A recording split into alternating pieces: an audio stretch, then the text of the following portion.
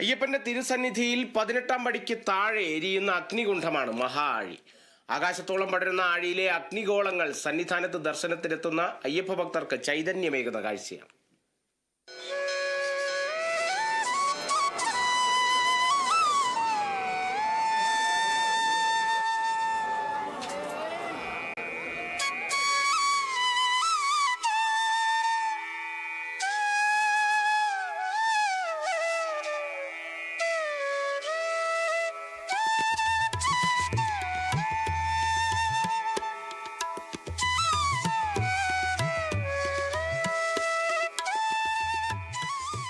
പൂജകൾക്കായി കാനനമധ്യത്തിലെ ക്ഷേത്രനട തുറക്കുമ്പോഴാണ് ആഴിക്കും തിരി തെളിയുന്നത്. ശ്രീകോവിലിനുള്ളിൽ നിന്നും കൊളുത്തിയ അഗ്നി മേൽശാന്തിയാണ് ആഴിയിലേക്ക് പകരുക. അയ്യപ്പമുദ്ര ധരിച്ച് 41 ദിവസത്തെ പുണ്യവ്രതമെടുത്ത് കല്ലും മുള്ളും നിറഞ്ഞ കാനനപാതയുടെ കാഠിന്യമളന്ന പാദങ്ങളുമായി സന്നിധാനത്തെത്തുന്ന അയ്യപ്പ ഭക്തർ ദർശനം പൂർത്തിയാക്കി മടങ്ങുമ്പോഴാണ് ആഴിയിലേക്ക് നാളികേരമെറിയുന്നത്.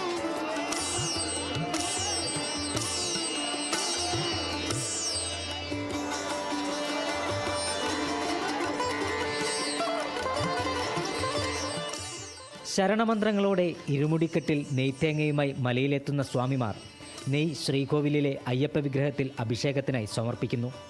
ശേഷം തേങ്ങയുടെ മുറികൾ മഹാ ആഴിയിലെറിയുകയും ചെയ്യും. ഇരുമുടിയിലെ നെയ്ത്തേങ്ങ ജീവാത്മാവാണെന്നാണ് സങ്കല്പം. നെയ്യഭിഷേകം ചെയ്യുമ്പോൾ ജീവാത്മാവ് അയ്യപ്പനിൽ വലയം പ്രാപിക്കുന്നു. നെയ് നീക്കിയ തേങ്ങ ജഡശരീരമായി കരുതി അത് ആഴിയിൽ എരിയിക്കുകയാണ്. ഭക്തദർശനത്തിന് നട തുറക്കുന്ന വേളകളിൽ രാപ്പകൽ ഭേദമന്യേ ഇടമുറിയാതെ വീഴുന്ന നാളികേരം എരിയുന്ന അഗ്നിശോഭയിൽ ഈ മഹാ അഗ്നികുണ്ഡം ആഞ്ഞു കത്തുകയാണ്. തണുത്തുറയ്ക്കുന്ന കൊടുമ്പനത്തിൻ്റെ നടുവിൽ ഭക്തരിൽ അലിഞ്ഞു ചേർന്ന വിശ്വാസത്തിൻ്റെ ചൂടും വെളിച്ചവും പകർന്ന് 18-ാം പടിക്ക് താഴെ 24 മണിക്കൂറും കത്തി നിൽക്കുന്ന ഈ ആഴി ശബരിമല സന്നിധിയിലെത്തുന്ന അയ്യപ്പ ഭക്തർക്ക് എന്നും ഒരു വിസ്മയമാണ്. നെയ്യഭിഷേകം നടത്തിയ ശേഷം നെയ്യ് കൊണ്ടുവരുന്ന നാളികേരം ഈ ആഴിയിൽ എറിഞ്ഞാണ് ഓരോ അയ്യപ്പ ഭക്തരും മലയിറങ്ങുന്നത്. സന്നിധാനത്ത് നിന്നും രവി ബി മേനോനൊപ്പം നിതിൻ പ്രഭാകരൻ, കേരള വിഷൻ ന്യൂസ്.